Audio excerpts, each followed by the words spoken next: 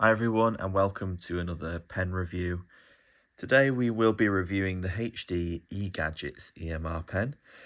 Compatible with the usual EMR devices, your Remarkables, Books devices, Kindle Scribes, etc. And a key feature just to point out right off the bat is this one, which is a first for all the styluses that I have. It comes with a nice case. Not just a case for the pen, but a case with an elastic strap on the back, which you can attach on to your tablet case, like so.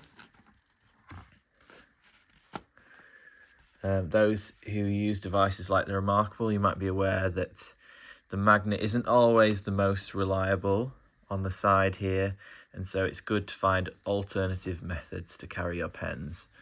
And this is one of those. So a nice little pro before we even get into the pen itself. So yeah, that's the felt case it comes in, a nice touch. Here we go. This is the pen itself. We have a flat bevel on the side, which contains the branding. There it is again, HD eGadgets. We have a eraser on the back. We have the button press to use for the alternative mode when writing. So if you have a Books or a Kindle Scribe and you hold that down, you can set it to be a certain type of pen, a highlighter, an eraser. So you have your alternative function there, which is always nice to have on an EMR stylus. And then it is important to note that I believe this is also magnetic. There you go. So any tablet or device with the magnet on the side, that works nicely. In the box, you get your spare nibs and the nib removal tool. Let's have a quick look at it here. These are the type of nibs that we're working with in the pen. Sorry, getting up close, look at my hands there. I do a lot of work in the garden and in the garage, so forgive my dirty hands. But it seems really nice overall, first impressions. The material is, it's not soft, or it's not got a grippy texture like a Remarkable marker does, where it's got a grippy feel. It's more slippy, more of a plasticky feel there. But size-wise, it is very similar to the Remarkable marker, and the Amazon Kindle Scribe pen is, again, very similar to these two. So a good size, a good width. It's probably between 9 and 10 millimeters.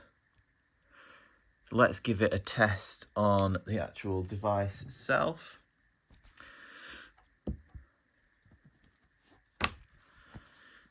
That's my one of my custom sleep screens, by the way, if you're curious. I'll leave a link down below of my Etsy shop, which has my templates and my sleep screens and my meeting notes, templates, etc. and planners. So here we go. Let's do it on the fine liner, which is my favourite.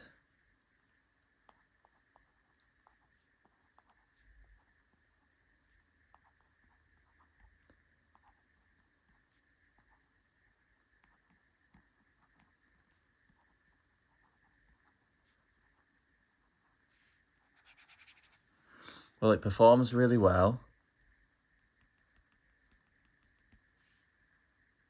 The nib is picking it up nicely, no issues there at all. Let's test out the eraser.